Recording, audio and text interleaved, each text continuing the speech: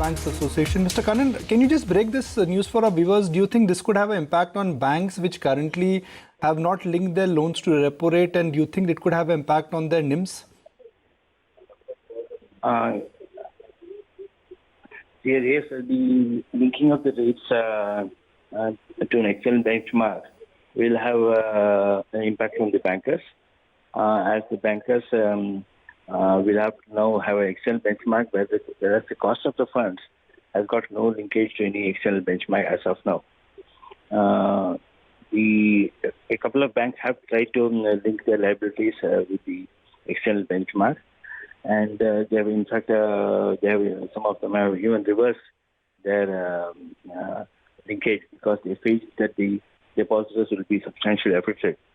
The linkage will be very much beneficial to the borrowers because the personal loans, housing loans, etc. The cost will come down. And however, the NIMs for the banks will be impacted a bit. This is almost like a change in the stance of the RBI, in the sense that it is directing the banks to link the one side of the balance sheet to an Excel benchmark, whereas the other side of the balance sheet does not have any linkage with any Excel benchmark. Going forward, we don't know whether the RBI also would say that the liability side also will be linked to the Excel benchmark. Let's wait and watch and see what is going to transpire. I think every bank will have a different, earlier every bank had a different rate because everyone had a different cost of borrowing. Now that things have been linked with repo, will there be standardization at least at MSE level and home loans? I think if you see a circular does not say only repo, although a few of them have started linking it with the repo. The circular says repo 3 months, 6 months T-bill, or any other external benchmark.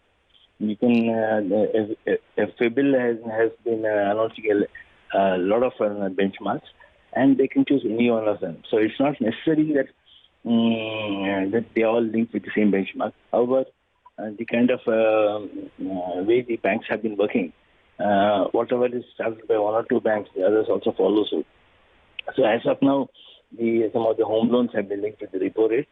It's quite possible that they may have a different benchmark for the different classes of customers. Internationally, the benchmark, there is no linkage with one particular benchmark for a class of loan. It could be a 3-month benchmark for one borrower. It could be a 6-month benchmark for another borrower. It could be a totally fixed rate for one borrower. Whereas here in the circular says it has to be one benchmark for one type of product. So that is something which we have to watch and see. So we have taken some of the things from the international market, but not the other things which a total reforms would have permitted.